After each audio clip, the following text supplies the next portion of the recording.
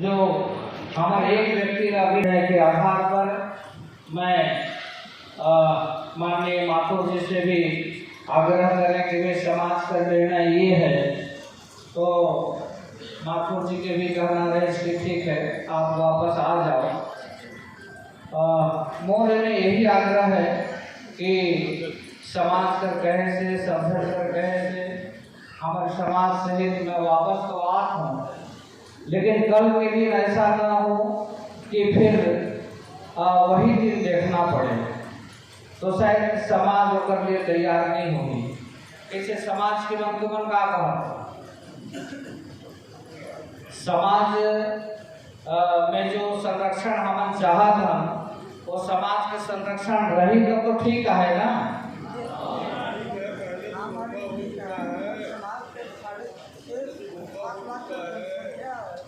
अब ये आदमी इतना बेइज्जत करते पार्टी तो हमारे बर्दाश्त नहीं।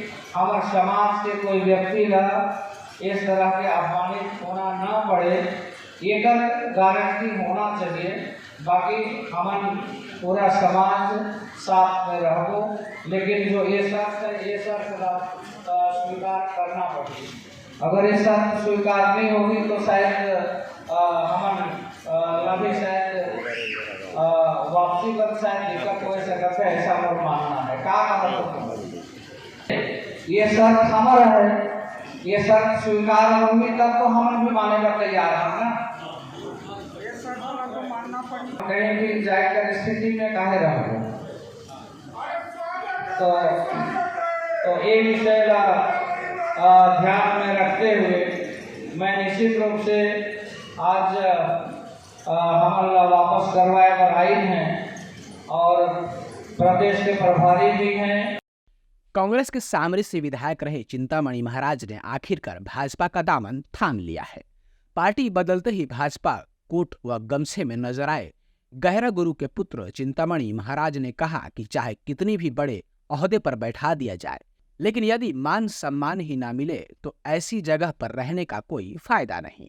मान सम्मान भी कुछ होता है। यह केवल टिकट कटना ही नहीं बल्कि कांग्रेस से निष्कासन जैसी स्थिति थी, जिसके कारण संत समाज के लोगों से चर्चा कर भाजपा में सदस्यता ग्रहण कर घर वापसी की है। हालांकि सरगुजा में चिंतामणि महाराज अपने ठेठ देहाती अंदाज के लिए खासे प्रभावित हैं। चिंतामणि महाराज का खासकर ग्रामीणों के बीच इस तरह का चेहरा है कि वे कभी ठेठ देहाती अंदाज में ऑटो में सफर करने लगते हैं, तो कभी बस में बैठकर अपने घर पहुंचते हैं, कभी झलंगी लेकर काम करते नजर आते हैं, तो कभी मंदिर में कीर्तन करते नजर आते हैं, कभी ग्रामीण क्षेत्रों में खेलते हुए नजर आते हैं, तो कभी कुछ और। ये इस तरह के विधायक रहे हैं कि क्षेत्र में इनका प्रभाव ठेठ देहाती अंदाज के लिए जाने जाते हैं। यही कारण है कि ग्रामीण के बीच हमेशा से चर्चित रहते हैं। सड़क की जांच करते हुए इन्हें कभी देखा जा सकता था तो कभी कुछ और। यही कारण है कि ग्रामीणों के बीच चिंतामणि की स्वीकारोक्ति अभी भी है। लेकिन चिंतामणि की दूसरी सबसे बड़ी कमी यही है कि वे संगठन के बीच कभी भी नहीं रहे। उन्होंने संगठन से हमेशा दूरी बनाकर रखा। लुंड्रा विधानसभा से विधायक रहते हुए भी वे कांग्रेस संगठन से हमेशा दूर रहे। वहीं सामरी विधानसभा में भी वे संगठन से दूरी बनाए हुए थे। यही कारण है कि सामरी सीट से कांग्रेस की टिकट उन्हें गंवानी पड़ी। विचार चल रहा है और समाज के लोग भी आ रहे हैं। विचार मंथन के बाद इसमें आगे सर्वसम्मति से जो भी होगा वो करेंगे। मुख्यमंत्री जी को मैं आज भी सम्मान करता हूँ और मैं सम्मान करता रहूँगा। मैं बड़े भाई के रूप में उनको माना हूँ और उनके तरफ से सम्मान में कोई भी कमी नहीं किया गया। मैं 2013 में कांग्रेस ज्वाइन किया और 2013 में मेरे को लुंड्रा से टिकट दिया गया। वहाँ से 5 साल काम करने का मौका मिला। इसके बाद सामरी से 5 साल काम करने का मौका मिला और संसदीय सचिव भी हमको बनाए। तो माननीय मुख्यमंत्री जी के तरफ से मेरे को कोई शिकायत नहीं है। मैं तो उनका जितना भी प्रशंसा करूं शायद कम होगा, लेकिन आज जो स्थिति परिस्थिति बना, टिकट जो इस बार काटा गया वो किन कारणों से काटा गया ये हमारे समझ से भी परे है। बातों में ये जानकारी आया कि नहीं सर्वे के आधार पर टिकट कटा। तो सर्वे के आधार पर तो बहुत सारे ऐसे विधायक हैं जिनका टिकट कटना चाहिए था। मेरे को लगता है लुंड्रा का भी बहुत अच्छा पोजीशन नहीं था। और अगर मैं ये बोलूं तो शायद गलत नहीं होगा, अंबिकापुर विधानसभा का भी उतनी अच्छी पोजीशन नहीं थी। फिर अगर बैकुंठपुर जाएंगे तो बैकुंठपुर का भी पोजीशन वैसा नहीं था, लेकिन बाकी लोगों को मिल गया, मेरा ही रिपोर्ट कार्ड गलत हो गया। जबकि मैं दावे के साथ इस बात को कह सकता हूँ कि सरगुजा संभाग में शायद मैं पहला विधायक ऐसा होऊंगा जो अपने विधानसभा के प्रत्येक ग्राम पंचायत में पहुंचा हूं और जनता का जो भी काम रहा हो, अगर वो मेरे पास तक नहीं पहुंच पा रहे हैं, फ़ोन में भी अगर बोला गया तो मैं फ़ोन में भी उनके कामों को किया हूं। तो हमसे कहाँ पर ऐसी गलती हुई जिसके कारण मेरा टिकट कटा? यह शर्त ही नहीं होता है, मान सम्मान भी कोई चीज़ होता है। अगर मान सम्मान कहीं मिल रहा हो तो अगर निशर्त भी अगर व्यक्ति जाता है तो कोई दिक्कत नहीं है। अगर कहीं सम्मान ना मिले लेकिन जगह दिया जाए, उसको अच्छा से अच्छा जगह दिया जा रहा है लेकिन सम्मान नहीं दिया जा रहा है, तो ऐसे जगह पर रहना शायद उचित नहीं होगा। अपना समाज मैं अभी देख रहा था, लगभग 16-17 विधानसभा में हैं अपने संस्था के लोग, तो कुछ न कुछ फ़र्क तो पड़ेगा। क्या फ़र्क पड़ेगा ये तो मैं नहीं कह सकता, वो तो आने वाला समय बताएगा कि क्या फ़र्क पड़ रहा है या मेरे आने से कोई नहीं फ़र्क पड़ रहा है, ये बात तो समय बताएगा। हालांकि चिंतामणि महाराज के भाजपा प्रवेश के बाद सरगुजा की राजनीति में कई तरह के उतार चढ़ाव देखने को मिलेंगे। यह भी कहना कोई अतिशयोक्ति नहीं होगी कि चिंतामणि महाराज स्वयं में कोई मास लीडर नहीं है, लेकिन इनके पिता स्वर्गीय गुरु के अनुयायी सरगुजा के 14 सीट के साथ साथ रायगढ़ व बिलासपुर जिले के कई सीटों पर हैं, जहां यदि 1500 के वोटों का भी असर हुआ तो यह छत्तीसगढ़ की राजनीति में उठापटक के लिए बड़ी चीज होगी। ऐसे में 1-2 सीटें भी कांग्रेस के पास से खिसकी तो यह भाजपा की राजनीतिक एवं कूटनीतिक जीत होगी। यह वही छत्तीसगढ़ है जहां पर कई सीटों में जीत व हार का फैसला बहुत मामूली अंतर से होता है। 2003 में हुए विधानसभा चुनाव में 21 सीटें ऐसी थी जहां पर जीत व हार का फैसला 3000 वोटों से भी कम में थी और कई सीटें तो 500 वोटों से कम के अंतर से और 2 सीटें तो 100 वोटों से भी कम के अंतर से जीत गए थे। वहीं 2008 में ऐसी 16 सीटें थी जहां पर जीत व हार का अंतर 3000 वोट से भी कम में हुआ था, जिनमें 5 सीटों पर जीत का अंतर 1000 वोट से भी कम था। वहीं 2013 में 12 ऐसी सीटें रही जहां जीत का आंकड़ा 3000 वोटों से कम का रहा। वहीं 2 सीटों पर जीत का अंतर 1000 से भी कम वोट का रहा, जबकि एक सीट पर 1069 वोट से जीत मिली थी। यही हालत 2018 के चुनाव में भी देखा गया। 10 सीटें ऐसी थी जहां पर 9 सीटें 3000 के नीचे अंतर से जीत वाली थी, तो एक सीट पर 3026 वोट की जीत मिली थी। वहीं 2 सीट पर 1000 से कम वोटों की जीत मिली थी। ऐसी स्थिति में यह कहना है कि चुनाव को चिंतामणि अथवा उनका संत सनातन समाज प्रभावित नहीं कर सकता, यह सही नहीं होगा। मन में जब कुछ विचार आते हैं तभी कुछ विचार होता है, कुछ करना होता है।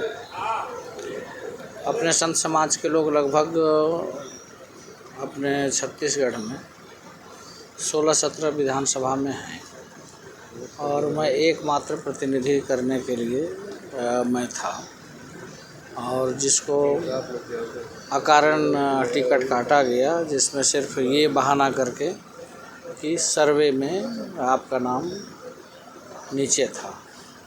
सर्वे में कई लोगों का नाम नीचे था, मैं कई लोगों को देखा हूँ, लेकिन वो कटना मैं तो उसको संभाल लिया। मैं तो मुख्यमंत्री जी को भी बोला कोई नहीं भैया, आपका जो आदेश होगा हम पालन करेंगे, लेकिन समाज के लोग स्वीकार नहीं किए कि हमारा एक व्यक्ति है, अगर उसको भी अगर टिकट नहीं दे सकती तो ऐसे पार्टी में रहने का क्या औचित्य है। तो इस कारण से आज पुनः घर वापसी होना पड़ा समाज के कहने पर। यही बात है और कुछ नहीं। तो क्या लगता है आने वाले समय में आपको संसदीय लोकसभा लड़ाया जा सकता है क्या? अब वो तो पार्टी तय करेगी, उसको मैं कैसे कर सकता हूँ। हम यहाँ आए हैं, उनको उचित लगेगा तो निश्चित रूप से लड़ाएंगे। तो अगर लोकसभा अगर नहीं लड़ाती है तो क्या फिर कांग्रेस जाएंगे आप? नहीं, बार बार आने जाने का तो सवाल ही नहीं उठता है। देखिए, जहाँ पर सम्मान नहीं होता वहाँ पर दिक्कत होता है। टिकट जब नहीं कटा था उसके पहले तक कहीं से भी ऐसा नहीं लग रहा था, न कहीं से ऐसा संदेश था कि आपका टिकट कट रहा है। और इस तरह से एकदम अचानक इस तरह से करना, ये एक प्रकार से कांग्रेस से निष्कासन जैसा ही स्थिति बना। इसलिए हम कांग्रेस छोड़ेंगे। यदि केवल सामरी सीट की बात करें तो जहां से चिंतामणि महाराज विधायक हैं, तो उस सीट पर कांग्रेस ने शंकरगढ़ ब्लॉक कांग्रेस अध्यक्ष विजय पैकरा को टिकट दिया है, जबकि भाजपा ने पूर्व संसदीय सचिव एवं विधायक सिद्धनाथ पैकरा की पत्नी को टिकट दिया है। हालांकि मौजूदा स्थिति में दोनों ही बराबरी पर हैं, किंतु कांग्रेस के लिए मुसीबत यहां भी बढ़ने वाली है। इसका कारण है कि सामरी विधानसभा सर्वाधिक भाजपा प्रभावित सीटों में से एक है, और यही कारण है कि कुसमी, चांदो एवं शंकरगढ़ क्षेत्र से भाजपा सदैव आगे रहती है और कांग्रेस राजपुर में आकर जीत हासिल करती है।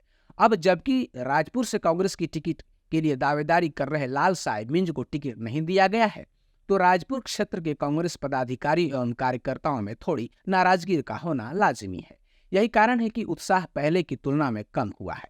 यही नहीं, राजपुर क्षेत्र से प्रभा बेला मरकाम एवं बसपा के उम्मीदवार का चुनावी मैदान में होना कांग्रेस के लिए चिंता की बात है। स्थानीय भाजपा एवं कांग्रेस के नेताओं को उम्मीद है कि बसपा के प्रत्याशी सहित प्रभा बेला मरकाम एवं अन्य निर्दलीय मिलाकर यदि 10,000 से ज्यादा वोटों को प्रभावित करते हैं तो कांग्रेस के लिए जीत का रास्ता बंद हो जाएगा। चूंकि विधायक रहते क्षेत्र में खेलों को बढ़ावा देने सिद्धनाथ पैकरा ने गांवों के फुटबॉल एवं क्रिकेट खिलाड़ियों को काफी मदद पहुंचाई थी, वही टिकट के दौड़ के दौरान भी लगातार खेल गतिविधियों में ही संचालित कर रहे थे। ऐसे में राजपुर ब्लॉक के वोटों में सेंध लगाने में कामयाब हो सकते हैं। बहरहाल यहाँ पर भाजपा संगठन शांति से घर में सो रहा है और सिद्धनाथ उद्देश्वरी और उनकी टीम अपने दम पर काम कर रही है। ऐसे में यदि स्थानीय नेताओं को भरपूर सहयोग नहीं मिला तो रास्ता उद्देश्वरी के लिए भी आसान नहीं दिखता। यही कारण है ये क्षेत्र में इस बात की चर्चा है कि सामरी का सीट बराबरी की टक्कर वाला है। ऐसे में चिंतामणि का भाजपा प्रवेश भी कांग्रेस की चिंता बढ़ाने के लिए काफी है। केवल सामरी सीट में भाजपा निकाल लेती है तो वहीं भाजपा की चुनावी रणनीतिक जीत होगी। देखिए, चिंतामणि जी महाराज घर वापसी आए, कोई संयोग रहा होगा, कोई न कोई पीड़ा रही होगी मन में, इसलिए बाहर गए होंगे। लेकिन आज हम सबको प्रसन्नता है कि हमारे कार्यकर्ता, पूर्व कार्यकर्ता जिन्होंने इस क्षेत्र में पार्टी को खड़ा किया, वो आज हम सब के सहयोग से वापस हमारे साथ आए। मैं बहुत तहे दिल से, मैं ही नहीं, पूरी पार्टी तहे दिल से इनका स्वागत करता हूं। तो क्या चिंतामणि महाराज लोकसभा चुनाव लड़ेंगे? ये इंतजार करिए क्या होगा क्या नहीं होगा, भविष्यवाणी थोड़ी भी आप लोग करो। सीएम ने कहा है कि कर्ज माफी कर वो एक बार फिर मास्टर स्ट्रोक के लिए ये तय है कि सीएम इतने डर गए हैं। भाई, आपने जब कर्ज माफी पिछली बार भी बोली तो कहाँ कमी रह गई, और कौन सा कर्ज बाकी रह गया, ये पूछे ना सीएम से। वो भय उनका निकल रहा है, एक और झूठ बोलने का प्रयत्न कर रहे हैं। छत्तीसगढ़ की जनता और मतदाता बहुत अच्छी तरह से समझ चुकी है। जो उन्होंने 36 वादे किए थे उसमें कोई पूरा नहीं हुआ, बहुत डिटेल आ चुका आपके सामने। इसलिए एक बार ये और बहाना बनाना, शायद ये और झूठ बोलने से मुझे मतदाता दे दे, लेकिन अब मतदाता उनकी बातों में आने वाला नहीं। घोषणा पत्र कब तक जारी होगा और क्या कुछ खास रहने समय पर और सब कुछ रहने वाला।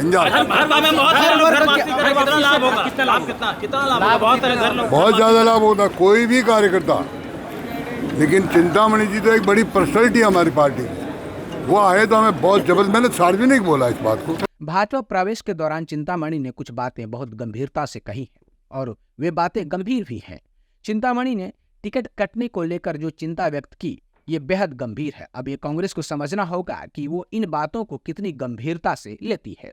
कांग्रेस से जाते जाते चिंतामणि ने कांग्रेस की चिंता बढ़ाने में कोई कोर कसर नहीं छोड़ी। उन्होंने अपने टिकट कटने पर सवाल उठाते हुए कहा कि लुंड्रा, बैकुंठपुर एवं अंबिकापुर में भी मौजूदा विधायकों की स्थिति ठीक नहीं थी, फिर भी केवल मेरी ही टिकट सर्वे के आधार पर क्यों काटे गए। हालांकि सामरी विधानसभा से चिंतामणि महाराज का टिकट कटना सर्वे से ज्यादा संगठन की नाराजगी रही है। चिंतामणि ने यह भी सही कहा कि लगातार क्षेत्र में रहे, चुनाव जीतने के बाद लगातार ही क्षेत्र में चिंतामणि महाराज नजर आते थे। ऐसे में टिकट कटने को लेकर उनके सवाल भी जायज हैं। लेकिन अंबिकापुर, लुंड्रा एवं बैकुंठपुर को लेकर उन्होंने जो कहा है, वाकई स्थिति में तीनों ही स्थानों पर कांग्रेस के मौजूदा विधायकों की परफॉर्मेंस सही नहीं है, जनता में नाराजगी है। लेकिन सवाल यह है कि इन स्थानों पर वह कौन सा मापदंड था जिसके कारण उन्हें टिकट मिला और चिंतामणि का टिकट काट दिया गया। यह सवाल उठाया है चिंतामणि महाराज ने और कांग्रेस से जाते जाते कांग्रेसी नेताओं के माथे पर चिंता की लकीर खींच दी है।